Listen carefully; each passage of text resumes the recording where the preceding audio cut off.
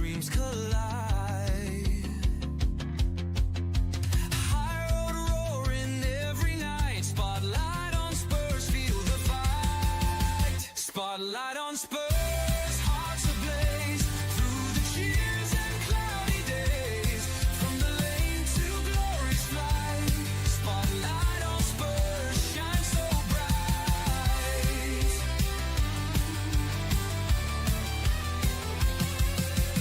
Echoes rise when we take the field. This is passion, nothing concealed. Through the tackles, joy ignites. Spotlight on Spurs, burning lights.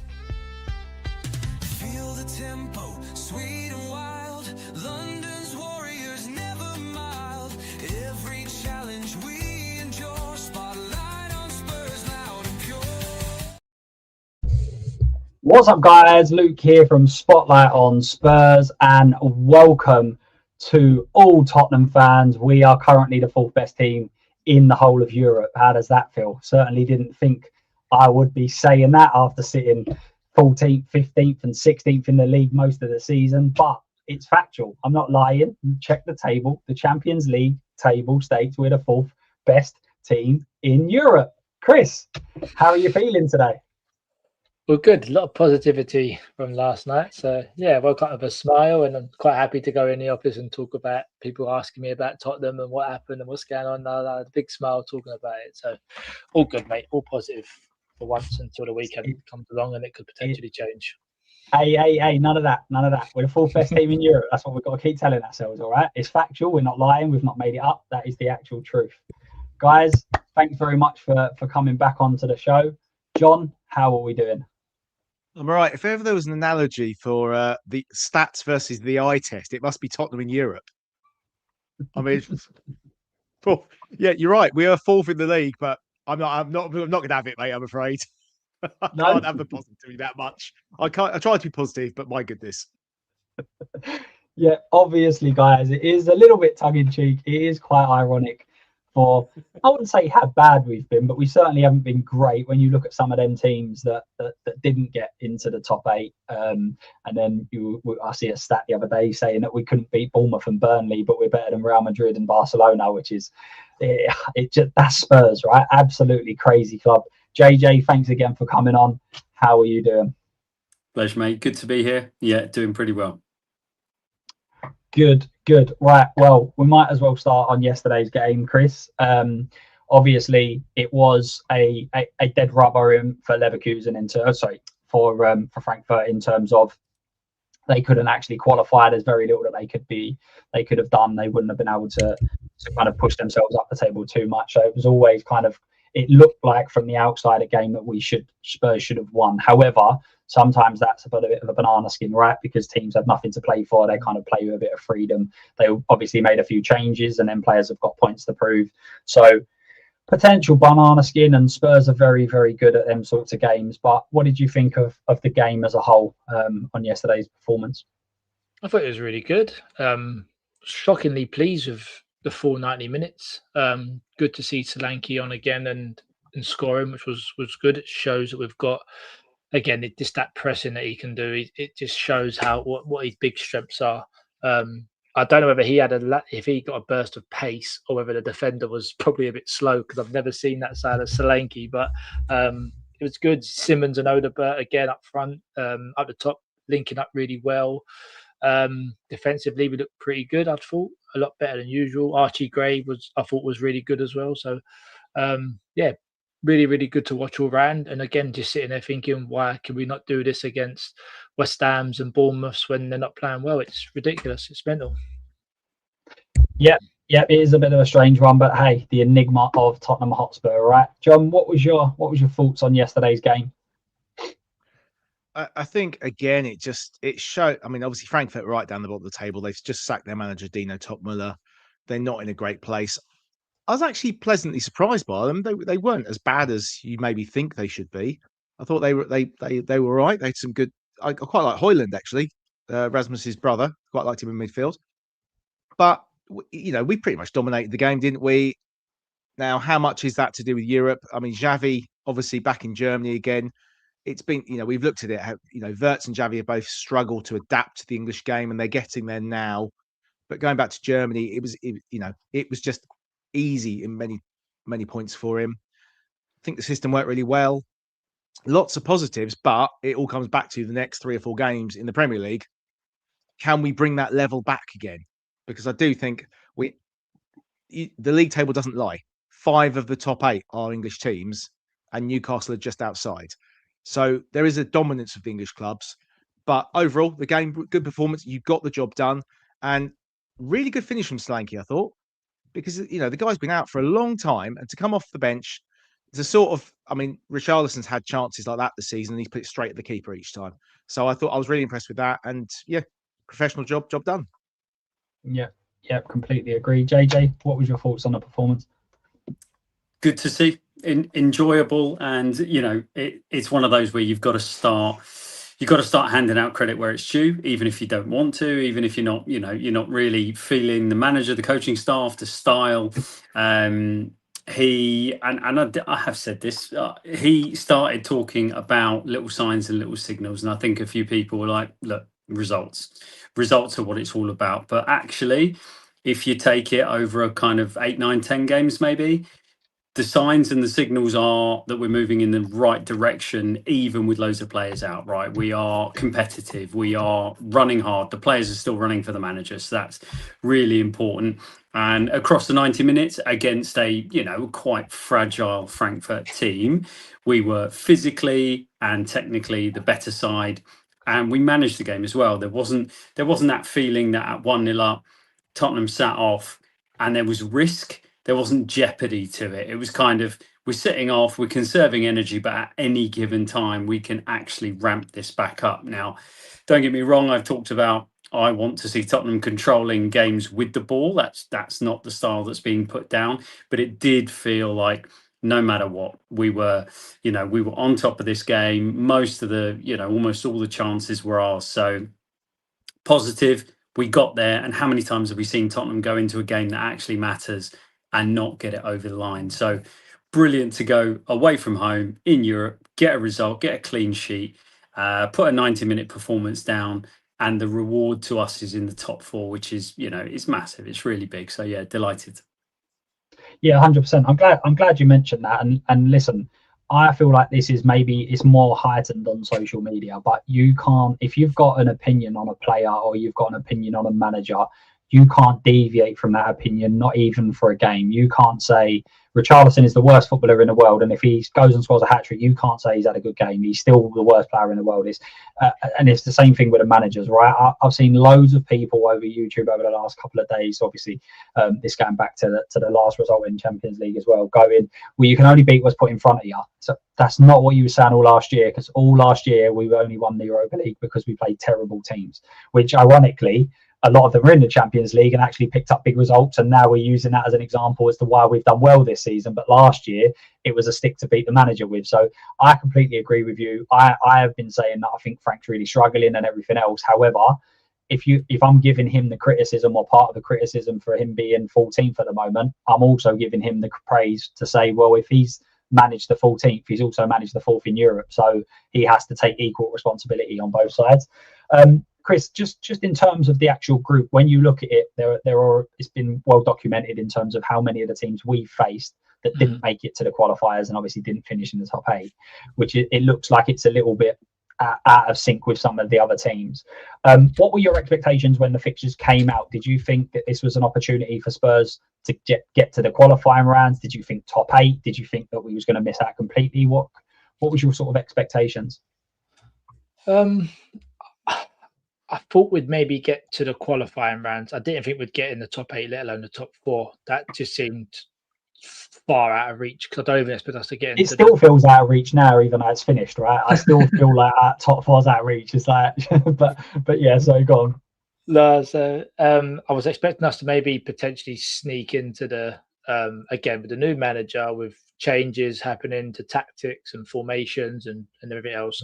I think I said in the Premier League as well, I didn't expect probably 8th, I said, in the Premier League. So really good to see that we're doing well in the Champions League. as I say, we just need to try and figure out a way now to transfer that to the Premier League and start getting points up the table. Because I think there was a stat that come out after the game the weekend, and it was Spurs are 8 points away from relegation, but 9 points away from the Champions League spots.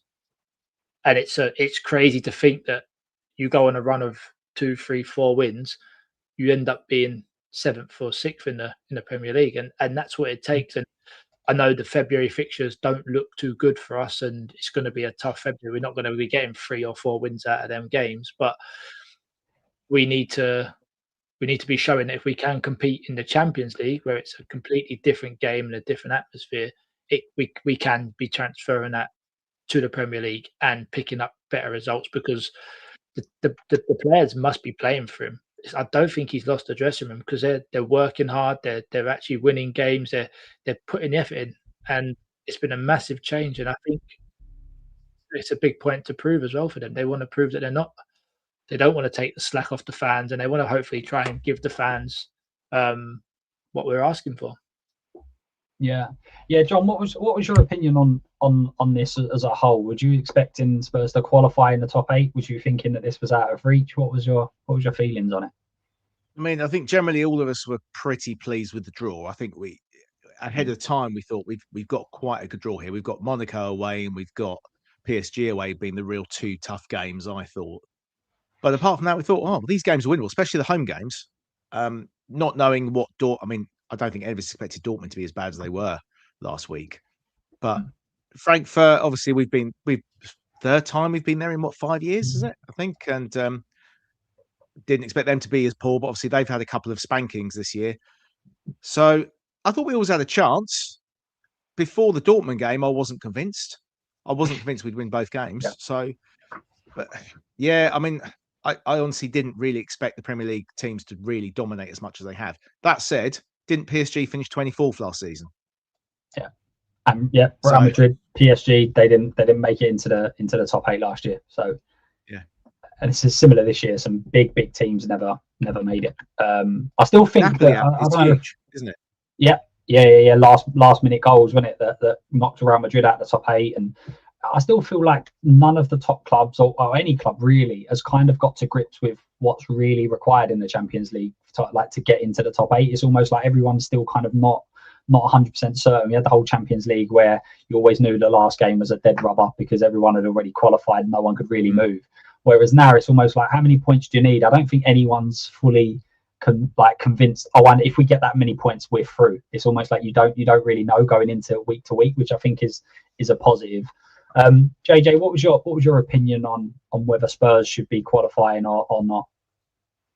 I think as soon as we saw the way that the draw was lining out, we had to be pretty happy with it. It was, Tottenham are always capable of pulling out negative results from seemingly positive situations, right? So you can only be so confident. But yeah, you look at that, you look at the teams in our bracket, and you think to yourself, we need to be getting, like, worst case scenario, I think every Tottenham fan is expecting we go through, even if we're in the qualifying rounds, right? The two extra rounds we think we're going through. But yeah, maybe as the season went on and we started to get into it a little bit, I think there was maybe we were a bit more nervous. We weren't performing. We were dropping a lot of points in the league. Our home form was awful. And you were probably thinking to yourself, this is only going to last so long. Like the Monaco game stands out, where we were really, really poor, and we sneak out of there with a point, and you think, this is not going to last. At a certain point, one of these teams is going to put it together, and we're going to get a decent beating. So I think to go through, not just in the top 8, but in the top 4 is frankly incredible. No pun intended. But yeah. Start of the season, you just said, we're going through. At the very least, we're going to get those 2 extra games and we're going to be playing. But delighted, absolutely delighted, given when those games are in our run of horrible fixtures. Delighted not to be playing those 2. Done really well. Yeah, I think that's a big fact that people have kind of missed out. It's not just the fact that we haven't got those 2 extra games. It's that we haven't got the 2 extra games. The games were, I believe, they were around about the Arsenal fixture. You've also then got the possibility of more injuries because of more games. Because you've got the break, you've got you got the players being able to learn Frank's style and system that bit more, because it's less time on the more time on the training pitch. And I think these are all factors that are forgotten about. Like, Frank has basically had virtually no time on a training pitch because of the amount of games that's been played, the amount of injuries that he's had, and people seem to almost dismiss what's gone on. I see it loads last year, where I think there was a fixture where we had something like 3 games in 6 days, but then we had 15 days off, and everyone was going, I can't believe we're 15 days off, he's rested players. It's like, no, it's not. He's not rested players because of the 10-day break. He's rested players because we've just played 3 games in 9 days. And I think that's sometimes forgotten about. It's like, that one's played now, don't worry about that. But obviously from a physical aspect, you have to consider what you've previously done as well. So 14 injuries is absolutely ridiculous. But one of the reasons why I was asking that was because, again, a lot of fans, so it's probably a bit 50-50 really. Some are saying, well, we should have gone through anyway. But when you actually break it down and look at it, a lot of us were optimistic that we might get into the top 8, but realistic, especially as John said, coming into the last few fixtures, everyone's going, there's no way we win 2 back to back. We won't do that. So for them to go and do that, you have to say well done to the players, to the manager, and everything else. And Chris, I think you touched on it earlier, just when we were on the intro, really, about the first time we've really seen the 90 minutes properly be put together, in terms of it felt like there's been moments where we've gone defensively, but it's felt like we've been a bit lucky. A keeper's made a great save, or teams keep missing chances. Whereas this game, it just felt like it was very calm, very composed, different tactics. It was more pressing in the first half. Second half was kind of sitting off a little bit more, but again, controlling the game from deep. He went with 3 or 5 at the back, depending on how you want to look at it. What are your opinions and thoughts on that as a system going forward? Can you see us reverting to that more regularly? Or do you think that that was just because he only had 14 or 11 players or whatever it was, and that was just what he had? That was that cards he was dealt. If we've got a Dogie playing left back, then definitely, because having the left-footed player on the left side, it just opens the pitch up more for us. I think, again, I'm not to criticise Jed Spence, because I think he has been playing well on the left, but I think from what I see last night, to having the left-footed player out there in the Dogie, he could just hug the touchline and get forward, and it meant that sort of Odegaard and Simmons seemed to be coming in more inside, and it allowed for the wide wing backs to then bomb on. So I'm not against it, as long as the back 3 are comfortable and concentrating all the time, and we're not lacking in defence, because having the 3 at the back should allow that. And then having a Paulina or an Archie Gray, someone in there to sort of do the to do that defensive role as well, just to cover him where we need it. But I'm not opposed to it. I think if we was playing that and we was being defensive in games, looking for the counter attack only or the long ball forward, then I'd maybe not want to see that. But from what we've been using it and the results we're getting, the performances, I'm quite happy. Yeah, absolutely. And I'm someone who wants to play front foot attacking football as much as physically possible. But you have to understand there are certain limitations to that. There are certain games that you won't be doing that. There are certain moments in games that you don't want to be doing that. And obviously that was labelled at Ange quite a lot last year, in terms of that was just a one-way consistent, this is what we're going to do. And obviously you have to be able to have some sort of flexibility. John, are you a fan of that 3-5 at the back, or would you prefer us to be a little bit more traditional and stick with a 4? I'm all for flexibility. I'm all for adaptation. That was one of the things I liked about Frank when he came in. He seemed to be, I know we've got some Ange fans in the chat, but a lot of the stuff Ange was doing that was frustrating me before, Frank was almost coming and doing the opposite. And I like that. But then it was weird, because he did the back 3 against PSG in the Super Cup and then didn't play it again. And I thought that was a bit strange to a certain degree. But it's interesting with Palhinha playing it in the back last night. I wondered if part of that was because he's been injured. They don't want him flying into tackles. We had obviously Gray and Sarr who could play in there. And maybe he doesn't want to play Gray, Sarr and Palhinha because they're all a bit samey. They're, none of them are particularly creative players. So maybe he wanted just to try something different. I liked Odegaard in the slightly inverted role along with Xavi. And I didn't realise how good Odegaard is on both feet. I obviously knew he was right-footed, but he's had a few shots left-footed recently, and the one that hit the post was excellent. But he seems to be growing. I mean, he's not at the level we need yet, but he's definitely getting better, I think. And there was talk of him in being amazing in training, but didn't have the confidence, especially at home in front of the crowd when you get groaned at. Now he's got to overcome that. That's part of his growing development. But the other thing I was wondering was, we've had this change in tactic since Johnny Heitinger's come in. How much has to do with him coming in and getting into Frank's ear? Maybe Frank was going to do it anyway, or maybe Heitinger suggested it and they thought, let's go with it. Because Danso hasn't done anything wrong when he's come into the team. And even without Van de Ven, I thought he looked comfortable last night. What do they have? They had two chances. One that hit the bar and the one where the guy tried to flick it and he went straight into Vicario's arms. But it just looked really comfortable. Yeah, I did actually think that might have been a bit of a ploy to kind of keep the legs in that midfield, because obviously Palhinha, we've got so many different injuries and everything else. But when you actually look on that bench, there really isn't anyone. And we obviously played last week with Pedro Porro, ended up playing in the midfield because he didn't want to bring on Olasese for whatever reason that is. He obviously didn't feel that central midfield is a position where you want to bring on a young player in a Champions League tie. That is probably what he was thinking about. So with Palhinha, it's just saving him and keeping him a little bit more reserved. He actually played, if you look on the heat maps, he played really quite almost like an auxiliary right back, to be honest with you. It seemed like you had him right back with Spence just in front of him, and as you said, Odebert kind of coming in.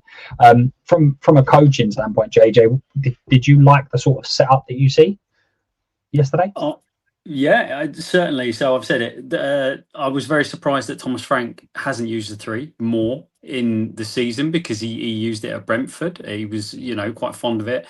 He would often drop a midfielder into the 3 and use it as a deep lying playmaker. He hasn't done that at all with Tottenham, but that might also be the personnel that's available to us. But what I really enjoyed is the consistency of the tactical setup. Looked like players were a little bit more aware of what was going on and where they needed to be and how they needed to deploy.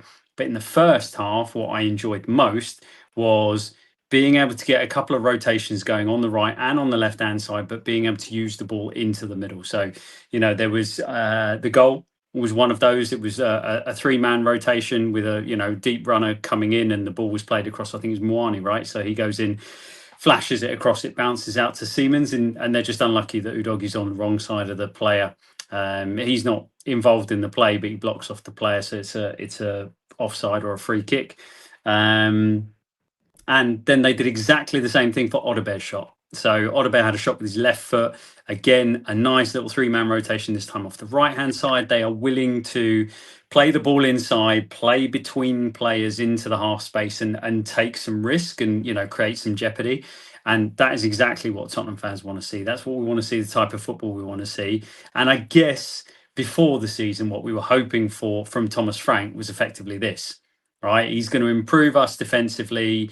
He's going to get the set pieces fixed, and then he's going to make our wing play really strong, like he did with Brentford. Right, and we'll be a good transitional team as well. So we thought, can he do that, but just to a higher level, to a better level? And it hasn't happened until recently. We're starting to see little shoots of it. So yeah, that's what I really enjoyed about it. A little bit more play through the middle, a little bit more usage of Xavi Siemens popping up here, there, and everywhere to stitch things together.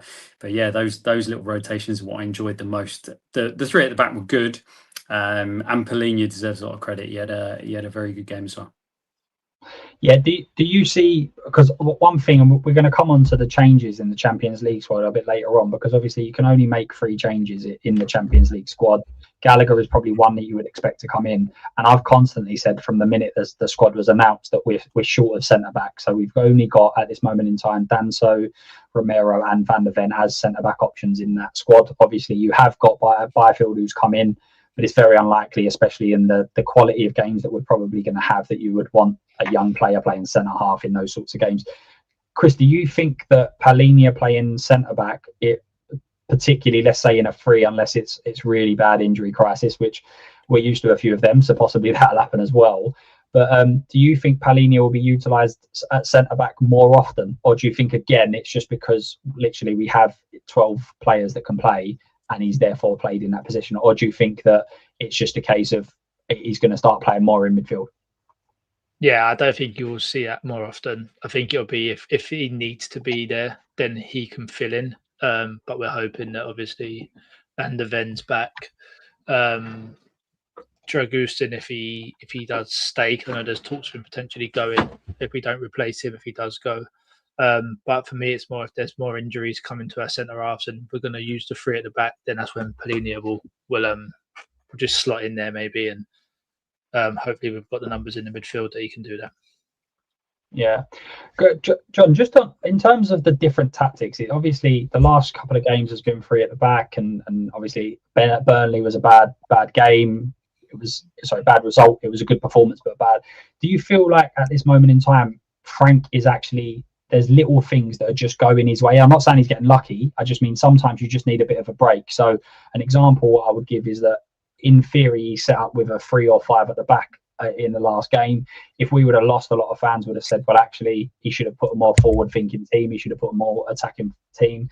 Mawani was absolutely dreadful last week, and I think a lot of fans said, listen, we should just be cutting short his loan, getting rid of him, he should be out the door. He starts, he scores, Solanke comes on, he plays, he scores. So all of a sudden, all these little decisions that Frank's making is actually working in his favour. Do you think that it's almost like that sort of moment where this is where it can really kickstart from here? It's almost Frank's reign now sort of thing, starting again and trying to get the fans back on board. I mean, there's been 2 or 3 times throughout the season I thought, oh, we can kick on here. Even the PSG defeat, because from an attacking point of view, it was quite positive. So I'm a little bit cautious about saying that. As far as Mawani and Solanke, I was surprised to see Mawani start. But then when you think about it, played well against PSG, his parent club, played at Eintracht Frankfurt for a season. So, you know, a bit more motivation to go out there. Obviously, he's trying to get a move. So maybe go and show what you can do. Solanke obviously has made 2 starts in a row in a week, having not started since the Europa League and then the Brighton game a few days later when they were all drunk anyway. So it sort of made sense to rest him. But yeah, it all went really well from yesterday. It couldn't have gone much better, apart from maybe that goal in the first minute not being ruled. I mean, it was rightly ruled out in my opinion. But if we got that goal, it could have been a bit of an avalanche yesterday.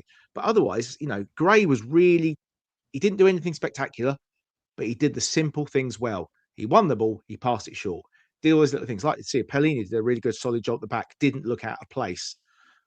And all the others, there was times when Odegaard and Spencer were a bit frustrating on the ball, but generally it just went really well. And then what they've got to do is use that and go into Sunday and find a way against.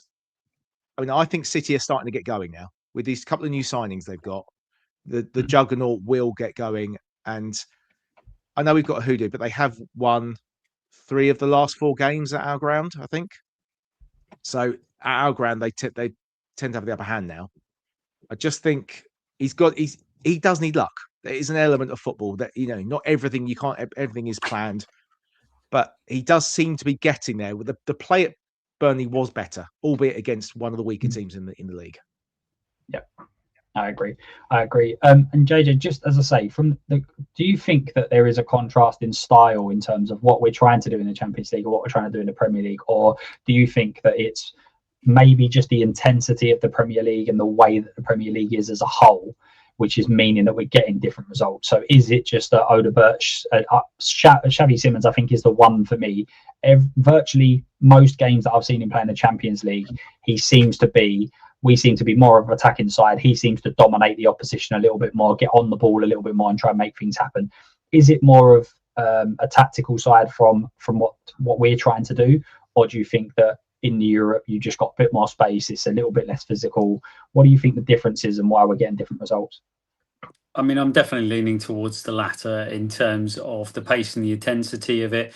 Odegaard and Siemens are probably the 2 that you'd point to and say that their trajectory has been on a general upward, but there have been spikes in the Dortmund and in the Frankfurt game, right? They've had really good games above the levels that they've been putting. Then you could argue that Odegaard against Burnley was very good, but if you look at it, Burnley is where Odegaard came from. So, it's another one of those things, like performing in front of the club that you came from and the fans that used to be behind you. That definitely plays into players' motivations. Don't listen to anyone that says that doesn't count. It really does. Xavi Simons, similarly, playing against teams that he knows. He's got that institutional knowledge from Leipzig where he knows what's coming, he knows the kind of physicality, and he knows the pace of it. And so he goes in, even on a subconscious level, he goes in knowing what he's going to get, as opposed to having, Matty Cash standing on your Achilles for 90 minutes. So it's a completely different beast. It's a different way. It's a different rhythm. It's a different tempo, and it definitely suits Siemens in the middle. And Odebear, like I said, I need to give him his credit because I was pretty upset with him after the Bournemouth game, but I need to give him his credit. He is showing character. He's showing some personality, and it's working for him. He's a great technician. He's a good footballer, and he's being able to put it down. He's showing a little bit more confidence and a little bit more bravery on the football, and that's what we've been screaming out for. We want a bit more bravery, a bit more to dare is to do, and he's bringing that to these games. So long may it continue, but let's be honest, we are about to get the sternest possible test. Next 4 games, and then if you take the Fulham game after that, in terms of what happens after these 4 games, this is going to be an absolutely nightmarish little run. So for me, it's all about performances now. Results, you got to write them up. You got to say, look, results don't really matter that much right now, because we're not in a position to be saying, right, we should be going toe to toe with City and Arsenal and whatever. But what I want to see is this uptick continued. And there's certainly against Man City, there's loads of stuff I'd like to see that we've been doing recently. Keep doing that, put the performances out there, and then we'll be able to judge it after those games. And we'll be able to say, look, even if we took 0 points out these next 4 games, I can point to this, and we did this, and we tried that, and we were unlucky here. And, they were brilliant there. And if you're fairly level-headed, you'll be able to come out of that and look at it and say, no, we're still okay here. We're still on that same trajectory we were before. We're just playing much better teams. Yeah, completely agree. And got to ask you, John, the most important question. How's the dog? He's a pain in the bum, but he's great. He's lovely, big, fluffy cockapoo. Yeah. Big up, Dan. Thanks for coming in, my man. I hope you're well. No, I completely agree, and I think that, especially with the certain games that are coming up, and I think just the way that the squad has been put together at this moment in time because of the amount of injuries, I feel like Odegaard, Simmons, the pressure's been put on them to step up. And in a way, I think they've actually come out of that more positive. I think John's correct. A lot of the Spurs fans now, you listen to YouTube, there's a lot of people that have said, actually talk within the club, is that Odegaard is a very, very good player in training. He can deliver some unbelievable moments, but we don't see that enough. And apparently it is linked to playing at the stadium, the pressure, and everything else. So hopefully, now with these young players, it makes other young players step up, because the youngsters in the squad, you've got the 17-year-olds on the pitch. Odegaard goes from being one of the least senior players to actually you've got 17-year-olds now and 19-year-olds. You're now one of the senior guys, even though you're only 21. So I'm hoping that this sort of level of expectation has actually been placed on them, improves them and take them to another level. I completely agree. Odegaard was one that I wanted to kind of talk about. I know the other two have kind of mentioned him already. Chris, what are your thoughts on Odegaard? Do you feel like he's gradually stepping up and just influencing games on a bit more of a regular basis? Yeah, I think he is definitely a confidence player. I think if it's going well for him and he's doing the right things, I think it was a Dortmund game. You just, every time he got the ball, you just knew that something was going to happen. He was going to beat his man. He was going to run past them. He was going to run in behind. He just seemed to have all that space. I listened to the Archie Gray interview after the game yesterday, and he was talking about how everyone sort of trusts each other. He's like, and we're all trying to get these little links going, and mainly like him and Xavi Simons. I know if I give him the ball, he's one of the most dangerous players on the pitch. He can turn, he can pass, he can make something happen out of it. So the squad itself, I think, should be giving everyone the confidence, especially with all the results that we've got in the Champions League. As I say, hopefully when he does play, I mean, as again, the next 4 games, most Spurs fans look at them and go, we're not even going to get a point out of any of them. So if the boys can just, I don't think the pressure's not off, but it's certainly a case of if we lose, but we at least give it a go against your Cities, Uniteds and Arsenal, I think the fans will be like, we wasn't expecting nothing, but they give it a good go and they actually try to get something. And if we do lose the 4 games, you can't sit there and be like, well, we should have beat City, or we should have beat Man United or whatever. The key again will be the Arsenal game, the last one that we played in. There was no performance there. It could have been 7 or 8-0. So the players should be using that as fuel to say, we are not having that again. We are going to turn up and hopefully disrupt their position in the league as well. Yeah, 100%. And as I said, I know you two have kind of already touched a little bit on Oda, but so we won't go down that route again. But in terms of Mwani and Solanke, obviously, as I say, for me personally, after the last week, I said I don't think Mwani will ever play football for Spurs again, particularly on the weekend. Scarlett was the one that was selected to come off the bench, and he was left on the bench. So I kind of felt that was probably going to be the end of him, and we would look at that and in the rest of the window to try and change that around. Conflicting reports today, some suggesting Mwani's really pushing and wants to leave and go to Juventus. Obviously, Spurs seem to have been saying that they're not happy for Mwani to leave, probably because it's late in the window and it'd be difficult to get a replacement in. But John, what are your opinions on them two? Do you think Solanke's the number one? Is Mwani going to feature more through the middle, from the left? What are your thoughts on them two players? Sorry for getting the pairing. She's literally next to the microphone. Yeah, Solanke's definitely number one. And the difference he made last week against Dortmund was, we'd forgotten we had a striker who could hold the ball up. That was just astronomical. Bringing players into play because you can hold the ball up and getting out. It's such a huge problem we had at times this season. Even last season when Solanke was injured, he had that period, didn't he, in January. Mwani, yeah, interesting one, because he obviously wants to go back to Juve. I believe his other half is Italian and he wanted to go there in the summer. But whether we get someone in, I don't know. But the trouble is, it'll be how long Richarlison's out for. And we know Richarlison has a tendency to get injured. He's done really well this season to stay fit as far as he has. So he doesn't, and for some reason, Frank doesn't seem to quite fancy Tell for whatever reason. So it's really down. Scarlett's there as a reserve, but again, he keeps bringing Scarlett on as a winger rather than a striker. He did score the goal, so do you sort of stick with him? Maybe he'll play Sunday, and we'll make a decision on Monday. If we've sorted out, we're linked with Diaby, the former Villa player, this evening, aren't we? Maybe if we get that deal done, we'll let Mwani go. I don't know, but if say he came off the bench on Sunday and scored a goal, we might be like, actually, we're going to keep you because he might be up and running. Sometimes it just takes a goal to get a player going.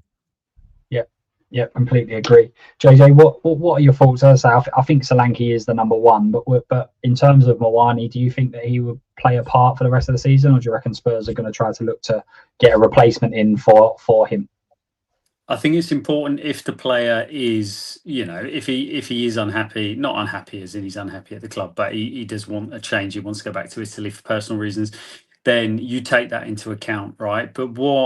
And again, we got to hand out the credit when it's due. Maybe this is what victory does to us, but he ran and gave his all in the game yesterday. So even if he is angling for a move back to Italy, he hasn't down tools. He's not, he's gone out there yesterday and he's put on a performance for us, and that should be credited to the coaching staff for getting that performance out of him and for getting that motivation out there and trusting him and putting him out there, and he performed and he got himself a goal. I totally agree that Dom Solanke's our number one striker, no matter who else is fit and available, but Solanke needed his minutes managed, and that's another good thing about the way the substitution came at the right time. 70th minute, it was just one of those pivot moments where the game could have gone away from us, but being able to bring on someone like Solanke immediately, a couple of long balls up to him, he started to hold it, bring players in, or at least make it a lot harder for Frankfurt to secure the ball,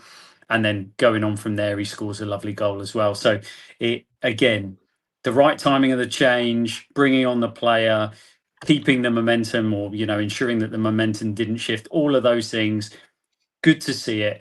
And if Koulibaly is here, then great, we'll get behind him and hopefully we'll see more of what he was doing yesterday. But there's no chance whatsoever that this is Tottenham, but I don't see him leaving without someone coming in. So yeah, sign Diaby, and there's time to do it. Maybe you let him go to Juve, right? You say, yes, off you go. Thank you. We've got our replacement. We've got a player to play out there. But unless someone comes in, I can't see him leaving right now. Yeah, I agree. I don't think it makes much sense. And if he's really pushing, as you say, if he is pushing, then it's on us to go and find that replacement before. And when you actually look at it, I mean, I was going to talk about Robertson a bit later on, and maybe we'll go into it a bit more detail. But Liverpool have rejected the whole Robertson deal because they haven't got a replacement in, and that was one of the reasons why I said the Brennan Johnson sale was so strange. Whether you thought Brennan Johnson was a player, whether you didn't, it didn't make a difference to me. He was a squad option that we could be utilising. And right now, we are struggling so much that we've got, I think it was 5 17-year-olds on the bench the other day. So this is one of the problems. They could get Silvino, but he obviously got injured, didn't he, on New Year's Day? But it's incompetence in every scale, right? Like Liverpool is a prime example. Like it's a backup left back for him. And they're saying, well, actually, we won't have cover. So we're going to wait until we've got that cover. And actually, the rumours now coming out is that this might go through like last day because Liverpool would have sorted out a replacement. But for us fans, we're all sitting there going, well, if he goes out the door and we're short, surely one's coming in.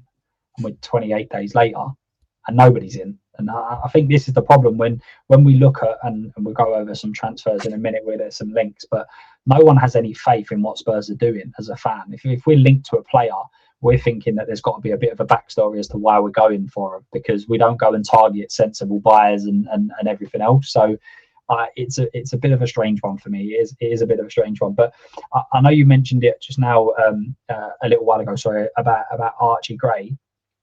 What, Chris, in terms of that central midfield option, I think most people feel Gallagher's probably going to start most games, and if you don't believe that, then absolutely. But who do you think is going to be the sort of two midfielders that he's going to look to play in that central midfield particularly? Do you think Gray and Gallagher are the ones? Do you think obviously yesterday it was Sarr and Gray? What do you think it is? Or do you think, again, we spoke about his flexibility, do you think it's going to vary between who we're playing, who's coming up, what the opposition is, etc.? I feel like maybe the next 4 games it might be Gallagher and Polina, just because of how tough they're going to be and how much we're going to need sort of that. Polina being the more going, nicking, winning the ball back, having the physicality and that leadership on the pitch, and then Gallagher hopefully being the box to box is going to be the runner, the one that can progress the ball and give it on to your Simmonses and that, to then go and play and give them that freedom. And that would be I'd like to see that two as a pairing, and just see how they get on. And I think maybe Gray will then get some time with Polina just coming back. He might get brought on as a sub again. Then you've got Sarr maybe to come on for Gallagher if needed. But that's why I feel like the two centre midfielders, it would be Gallagher and Polina for me. Yeah, John, what do you think? Do you think that because it's the very good size that we're coming up against, do you think that's going to be the midfield pairing? I definitely think Gallagher's going to start. I mean, I was sort of, I thought Biss had done all right until I saw JJ's analysis on Monday night on Spurs Kings when he destroyed him a little bit on the second goal, and it was, and I hadn't seen that, and he's right. It was the typical Biss switch off at that moment, and that's the problem. He can do some really good stuff, and then he just has these brain farts where he just lapses in concentration. He turns off, but I wouldn't be surprised if it's Gray and Gallagher. Gray likes to drop it, do the almost Eric Dyer role now. He's done it a few times where he drops in between the centre backs and starts, so the centre backs can split even more, and then he starts trying to ping a few passes. I can't. Which game was that? Was it Bournemouth? He was doing that. We were picking over the top. I can't remember now, but it definitely seems a change of sort of tactic. Yeah, I think it was a few weeks ago, because if I remember rightly, he had a bad tackle. He gave the ball away. He had a bit of a funny 5 minutes, and then I was always looking at how does he rebound from this. And the next 5 minutes, he made a brilliant tackle. He made a great ball over the top, and then he done something else which was pretty impressive. So I think it was the Bournemouth game where actually no, it might have been Villa. He was actually playing a lot of balls over the top deliberately. Maybe there you go, Joe. Just give me the thumbs up. Yeah, and that was like Eric Dyer. Something. Sorry, I did notice last night. Slight tangent. 2 or 3 times first half, I noticed it particularly. Xavi in the Dele Alli or Madders inside left position, making that run when Romero had the ball, and Romero didn't play the ball once, and that will be quite an interesting thing to watch, especially if he's going to play this more narrow sort of. We're going to play these 2 number 10s. I think that could be a tactic we use quite a bit. And yeah, again, Gray's capable, I think, of finding that ball. Mm-hmm. Yeah, I like Gray. I think he does bring a lot of good things to Spurs, but I feel like he needs, again, I always say it with central midfielders, it's about his partner. It has to work well.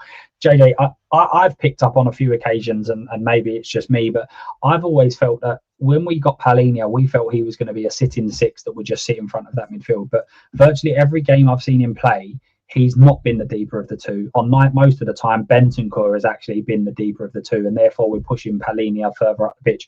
Are we not utilising Palhinha in his best position, or are we actually taking him away from being the person who's on the ball and trying to pivot, and that's where he's obviously gets found out? What are your opinions on, and then move that into what midfield pairing you would think will do?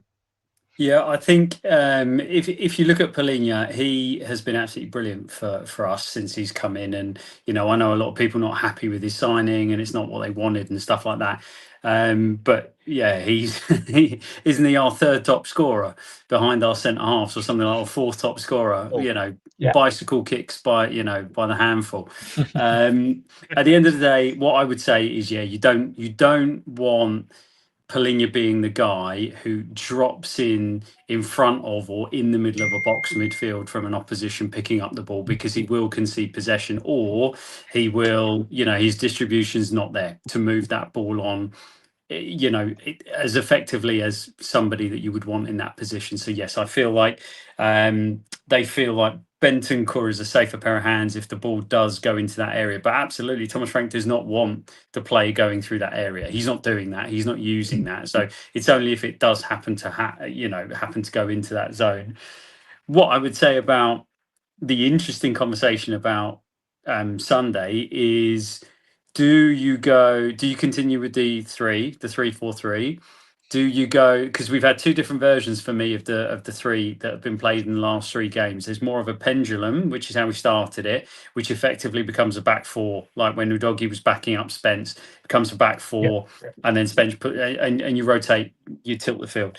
Or do we go with the flat, Frankfurt 3-4-3? You can still have a double pivot, that two-player security in front of the three as well, which you might want to have.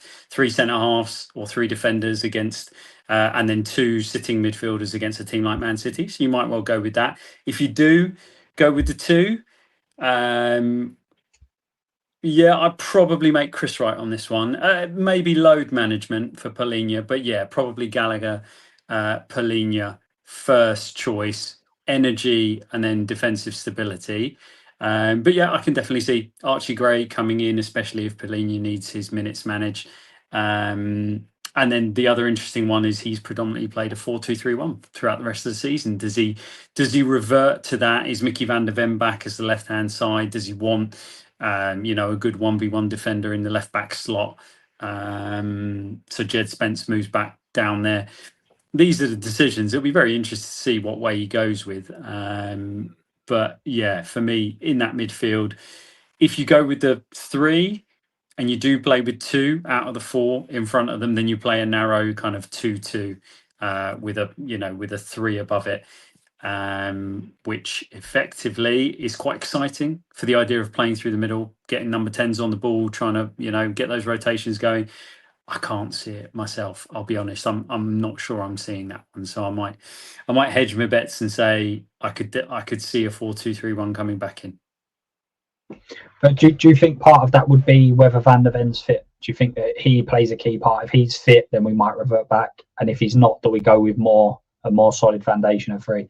Yeah, I agree. One player that has obviously he's come out of the team now for the first time in probably about 16 years, I think it is, Pedro Porro.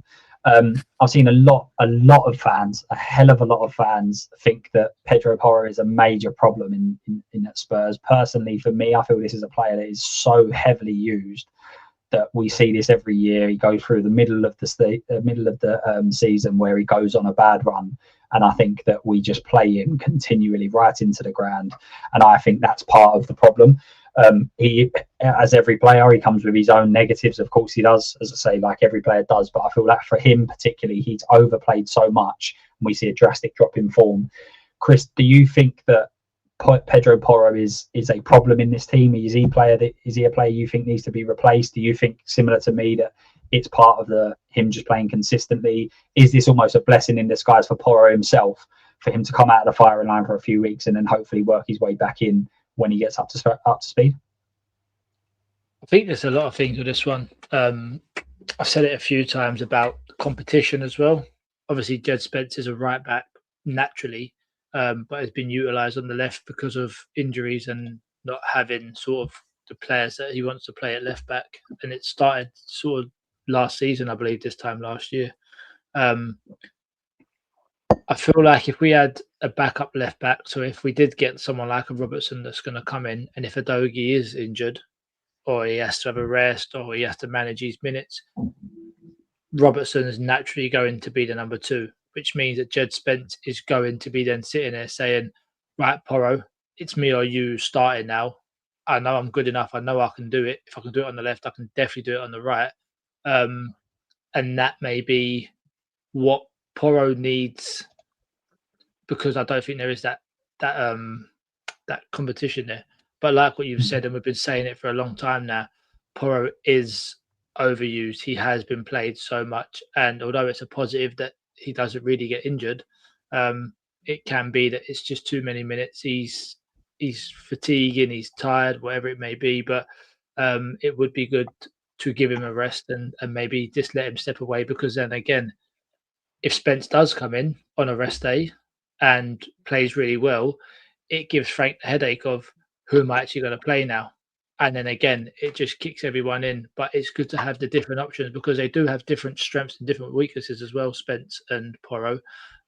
So again, certain games you might want to use Spence's strengths in that game, because we might need a bit more defensively, someone who can stand a man up and beat them. But then in other games, you might need Porro on to deliver the balls into the box and to be sort of that player as well. So I think games will tell. But for me, if we do get Robertson in this transfer window, I think we will probably see Porro not starting as much, not because he's not good enough, but just because I think the competition there, Spence was knocking on that door. Yeah, completely agree. AK Shegs, how we doing, my man? The deal's off apparently, but basically it's that Liverpool haven't got a replacement. So there's some reports out there that essentially Spurs will maybe get the Robertson deal done at the end of the transfer window. So in the next couple of days, if Liverpool can sort out a replacement, which is what Chris meant there. Yeah, John, what are your thoughts on Pedro Porro? Do you think that he's a problem at Spurs, or do you think, like me, as I said, he's a bit just overused? I mean, the difference this season, obviously, is he now plays for the Spanish team, whereas last season he was having international breaks off. So he's playing even more games than he was, under Ange last season. But I think I've always said when he plays well, Spurs play well. But he's very yin and yang, isn't he? He can be absolutely shocking some games. If his crossing's off, he just has poor games. And the other problem, he does seem to let players come across him and shoot. So the Semenyo goal would be a sort of an example, I guess. But the first goal that Fulham scored, when the one that wasn't Vicaro's fault, again, was the player got past him and pulled it back. And that seems to happen too often. Now, maybe with a back three, well, the right-hand centre-back's going to be in that position maybe to help him. Or it might be, if they sort out the midfield pivot, the right-sided player will be there more often. Maybe it just wasn't quite working properly with the 4-2-3-1 with Bentancur and Polina, and that was what was leaving the gaps. But surely, I mean, I remember Trent saying, I know he left Liverpool, but Trent saying quite early on at Liverpool that Slot had actually just pulled him aside and said one little thing to him about his defending. And he said, no one's ever said this to me. It's such a simple thing. And he said that improved his defending. And obviously Trent's a similar sort of profile player and much better going forward than defending. So maybe they just need to work on his defending a little bit and get him to level. But like you say, I think he's played too much. Spence, I hadn't been convinced him at right back. He'd so far as all his performances been better at left back. But then I thought at Burnley, I didn't think he was very good. I thought second half, when he switched to the right, because he obviously Porro had to come off, I thought he was much better. So maybe we'll get to see the Spence we saw at Forest. And that will take some pressure off Porro long term. But yes, I do agree. We need a left back. It sounds like Sousa's going to be just with the development squad for the time being. So they need to sort something out there. Whether it's Robertson, whether, Roma can sort out a replacement for Tsimikas so he can come back or whatever. We need to sort something out, unless he's going to try Van de Ven at left back. So obviously Van de Ven has said recently he wants to play left back. He likes playing left back more than centre back. Mm-hmm. Yeah, I personally, just in regards to that, I think Van de Ven is a very good option as a left back, but I also think that the option at left centre back is so bad in terms of none of them are left footed. And I've seen on so many occasions when we've played a right foot at centre back, left centre back particularly, sorry, it's not been great. And I think that's the problem. Again, it comes back to the whole having a left-footed player to be able to play out on that side. I think makes a huge difference for me. And just JJ, is there any sort of player other than the ones that we sort of discussed that you think in the last few weeks has kind of stepped up a few levels, but albeit because it's injuries, whatever? Is there anyone that's kind of stood out for you other than what we've already discussed? I think we've touched on the main ones. We should give a little bit of credit to Biss for stepping back into the fold after obviously being persona non grata for so long. He stepped in and he's been pretty good. All right, he didn't cover himself in glory for one of the goals up at Burnley, but neither did anyone else. And Romero is absolutely first and foremost among that. So look, he deserves the credit for what he's done. The honest answers are that Odebear and Siemens have been, especially in the last 3 games, they've been the two standout, the two that are moving on an upward trajectory, and they deserve a shout out. But yeah, we could also point to Dom Solanke hitting the ground running, right? Coming back in, couple of goals, really nice finish, looked nice and sharp as well when he came on, having had a bit of a rest.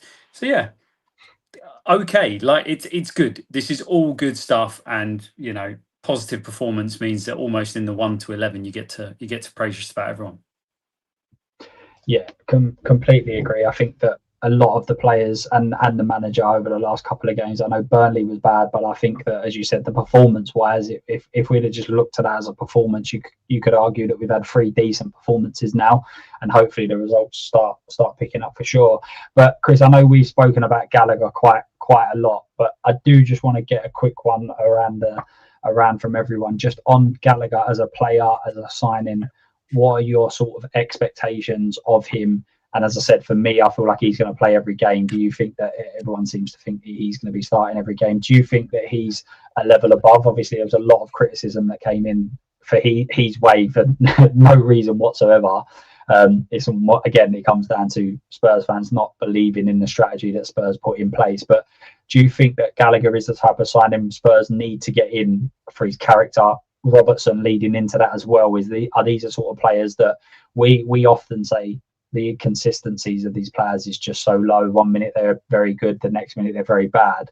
Is Gallagher and Robertson the type of players that are going to go, no, that very bad cannot happen? But we're going to set an example here where that's not what we're not going to reach that level again. What are your thoughts on Gallagher and potentially, like say, Robertson coming into that as well? What are your thoughts on those two as signings? Yeah, I think Gallagher's got sort of the mentality wise, the former captain of Chelsea, which obviously is a big thing. So I quite liked it. Whether I've seen a lot of criticism about whether it's what we need and if that's the player we're sort of going for, but I think right now at this moment in time we needed that, and we definitely had to go and get Gallagher in. It was a no-brainer. I just feel like we also need to strengthen other parts of the squad in this January window, and with a couple of days left, it's not looking good for who we're going to be bringing in. But again, if we do get Robertson over the line, he does come in.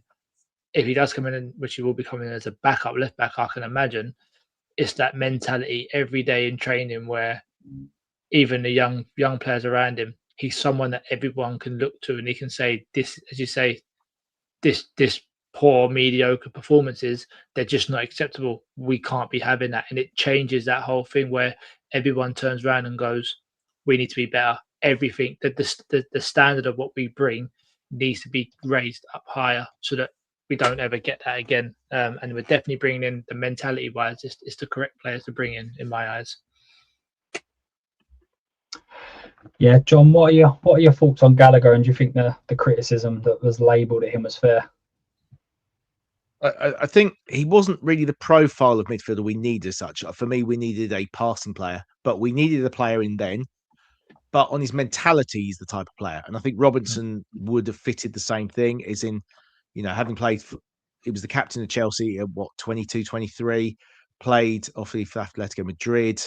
And Simone doesn't take weak characters by any means, does he? So I do think he'll do well for us. I think we just need to work out the right blend around him. Mm-hmm. And it might take him a little bit of time to settle properly, but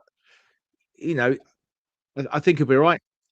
All players get a bit of criticism at some point, and you just give players time. He's just moved back from Spain. He's got to get used to the Premier League again. It's a completely different game.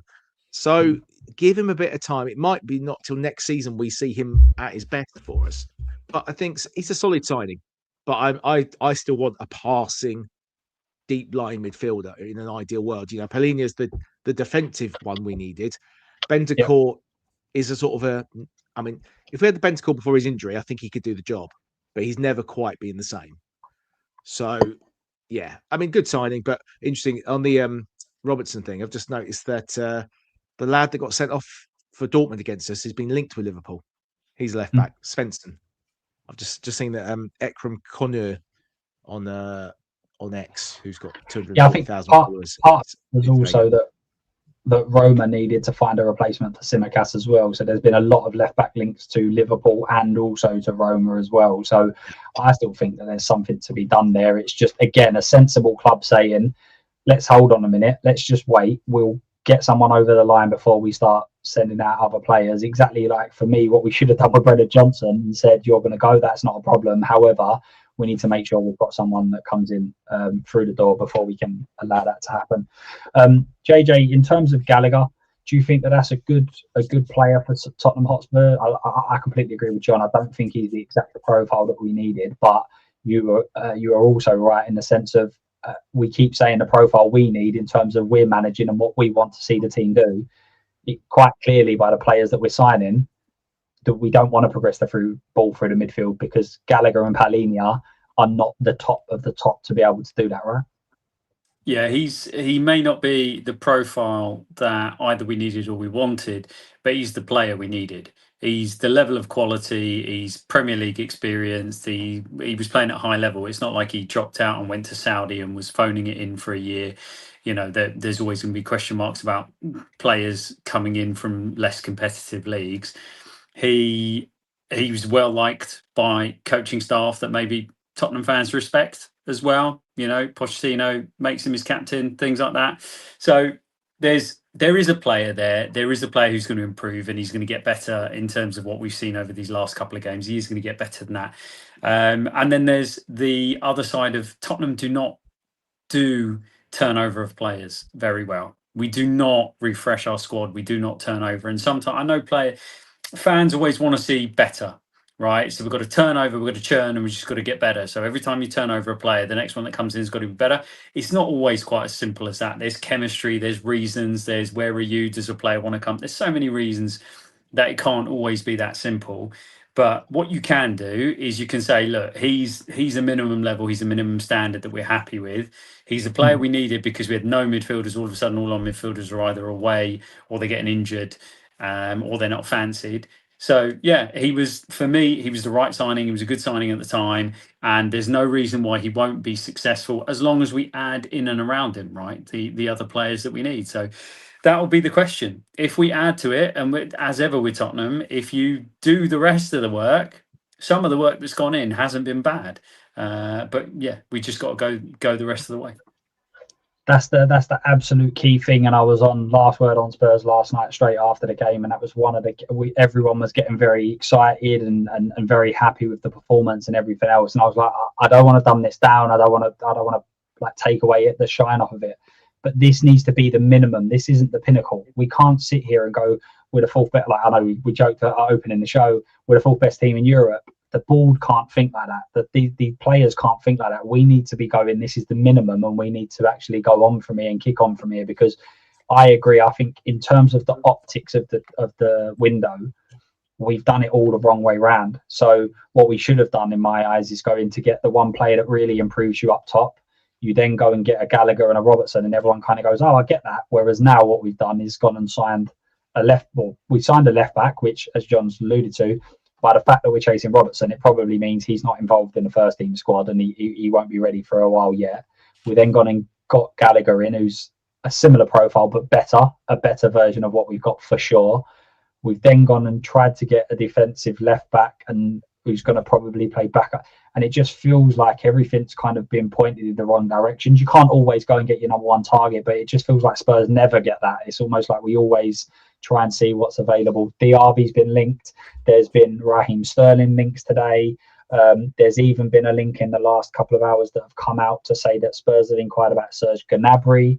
It does feel very much like just kind of pointing around and going, oh yeah, maybe we'll try there, maybe we'll try there. But we are going to come to one signing that we can make from each of you. But first of all, because I'll let you all think about that for a moment, what are the predictions for Manchester City? And guys in the chat as well, give us your predictions. This is JJ's favourite part of every single episode. And I'll let you say exactly what you always say, JJ. So we'll come to you last. Chris, what is the score going to be against Manchester City, the team we always beat? I'm going to go with 3-2 City. I knew that was coming. Who's going to score, Common? Give us goal scorers. For us, I think Solanke will get one. And then for them, I just can see, I don't know, just see that Haaland hat-trick or a penalty in there as well, maybe. Just something ridiculous. But good positivity. I like it, mate. I like it. John, what do you think about City? I think City will win, to be honest. I think probably maybe 3-1. Oh, yeah, 3-1 like that. Maybe Romero might score, or Romero might assist again at the far post because it seems to be our standard corner now, isn't it? Hit it at the far post, he'll head it back, and maybe Solanke will get the goal, like Chris said. Yeah, 20 GA, I think him and Van der Ven have at this moment in time this season. 20 GA between them. That is absolutely ridiculous. JJ, what's your prediction? Oh mate, I don't do predictions because like in the first minute Tottenham will either score a goal or kick it in their own net, and therefore everything else from that moment forward is completely, it's gone out the window. So I'll say what I always say, which is, what do I want from the game, right? Go there and keep the momentum. Put on a performance against Man City. Go and be that front-footed side. Go and do what we did to them in the away leg. Go and get into that high press, cause them problems. They're not as good a team as they have been in previous years. So you can get about them, you can ruffle their feathers. Do that, put on a decent performance, give something to the fans to really feel good about.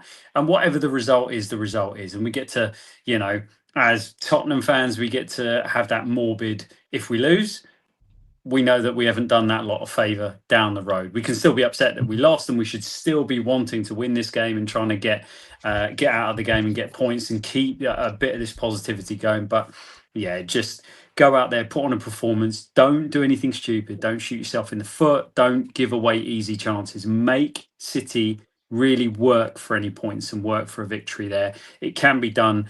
And yeah, we can. There's every possibility of getting a result in this game. So just go out there and at least give us something for the fans to get behind and get excited about. Yeah, and to finish it off, we are going to finish off after this last question to everyone. Chris, how many signings do Spurs make? And if, regardless, even if you think it's 0, what's the one signing you would love to see Spurs get over the line and be realistic? We can't go for the Messis and Ronaldos of this world. Obviously, you've got Robertson, don't forget. So I feel like we'll sign 2, and I think it's going to be, I don't know the player, but I think it's going to be someone really random that we've not been linked with at all. It's just going to be like a crazy transfer, whether it's a big name or whether it's someone that we go, why have we just signed him? But I just feel like there's a transfer madness that's going to happen before the end of the window, and we're just going to get a really random player that, again, no one's, whether it's good or bad, just random, that we never even see coming. Fair enough. And who's the one guy you want us to sign? If we could sign if we could sign someone, it would be probably Akliouche for me. I'd like to see him come in. Yeah, there's another rumour kicking about today saying that we look like we've kind of eased off with him. But let's see, John, how many do you think we will make, and then who's the one that you want? I think Chris is right on that. There could well be a sort of a left wing, excuse the pun about the position, but a left field signing. I think the dominoes tend to fall in the last couple of days, don't they? And obviously, it's a Monday. Is it Monday 5 o'clock or Monday 7 o'clock or something? I think it's 7. But also, a lot of people now know their European fate, right? Which was another thing we see last January. But the problem last January was a lot of teams were in the playoffs, so didn't want to let players go. So they almost need to look at this window. Maybe they need to move the window to be a couple of days after the second leg of the playoff or something. I don't know. But we need to sign one, definitely. But if we don't, one or two, we need to get over the line. Now, Tottenham have let us down so many times. I know Daniel Levy's not there, but I think there's a lot of rumours going around, and I've had something similar, that it definitely is the owners more than Mr. Levy. Mr. Levy had his faults with negotiations and stuff, but it was where the money was coming from was the problem. So we'll see what they do. I'd really like us to get another forward, like either a 10. I mean, we were linked with Mamouche. We're not going to get him, but I'd love someone like Mamouche to come in, or someone like Ekitike. I know we're not going to get him, obviously, but someone who could play the left wing or as a striker. That's what we really need. Or unless Moani suddenly just turns into the player we thought we were getting. Ekitike's really impressed me every time I've watched him, to be fair. He done okay against us, but ever since I've seen him for Liverpool, he's looked very, very good. JJ, last one for you. How many do you reckon we get over the line, and the one guy that you think we should be getting? I can see a world where we get up to 3 players in when it all starts spinning. Robertson gets done because all the pieces fall in our favour. I can see something like a Diaby Moani movement happening, definitely, and then one other Akliush maybe, or another left-sided player could also be one. There's obviously another world where none of those things happen, and we go with Chris's option, which is the player that was chosen from Championship Manager by Johan Langer. But there's the player I'd really like to see, and I've got skin in the game here, but is a lad called Solis, who plays for Brugge, and he came from Dusseldorf. He is a really exciting player. There's a lot of talk about him in the Greek game as well. They're very excited about this young man, and he is the kind. He plays off the left predominantly. He can play left winger, or he can play inside left. He can play left wing forward. He's such an exciting player. He's got physicality as well. He's got a bit of size to him, and he looks like he's got the pace and the size to handle Premier League football. I'd be delighted with somebody like that. But there'll be bigger fish kind of looking at him as well. So you'll probably be, for a January window, you'll probably be sitting there going, it's not the time for me to move. I'm going to have plenty of offers in the summer, but I'd love to see him. Yep, and we are going to wrap it up there. But just before we do go, Spurs fan John, do you want to tell anyone of anything you've got coming up, any podcast you're on, or anything like that? Well, you can find me on Twitter or X at Spurs fan John. I'm a sort of a semi-regular on the Cheese Room audio podcast. We don't do YouTubes on that. There used to be a YouTube channel called The Cheese Room, which is now Lads It's Tottenham. I haven't been on there for a while just because of availability and stuff, but Davo and Gibbo do a show which was earlier this evening called Grumpy Old Spurs, which is a bit of a sort of being grumpy about Spurs, but trying to have a bit of a laugh about it. So give that a watch by all means. And I'm hoping to try and get back on with Gibbo quite soon. But yeah, I was trying to put stuff out on Twitter. If I hear stuff, whether it's right or wrong, I'll try and stick it on Twitter. Sometimes it's right, and sometimes people have a go at me, go, "What's your source?" or having a go at me. I mean, the same as many other guys. We put it out in good faith. You do what you can do. Yeah, thanks again for coming on, my man. And then JJ, what have you got coming up? I mean, people can usually find me debriefing stuff on the Also Spurs channel with Jim and the guys over there. We got a series called The Coach's View, and on my channel at the Falco. And if you want my snarky takes on things, you can find me on X and find me, making fun of being a Tottenham fan most of the time and saying silly things about the club that we are. That sounds like every Spurs fan, to be honest with you. Chris, where can everyone find you? Here on a Thursday and Sunday at the minute. That's it. And the occasional Twitter post. Other than Yeah, that, if I get brave. 100%, guys. Thank you very much for joining us tonight. We are going to wrap it up there. Obviously, it's been a positive result now. Let's see whether Spurs can kick on for big games coming up, but also 3 or 4 really big days for Tottenham Hotspur Football Club. We really need to get some good players through the door, and I hope JJ's right. I hope we can get more than 1 or 2. I think Robertson will come through, and I'm hoping that we can deliver what the youngsters say is a bomber. But let's see. This is Tottenham Hotspur. We could easily walk away with selling a couple and buying none. Guys, as always, come on, you Spurs. See you later.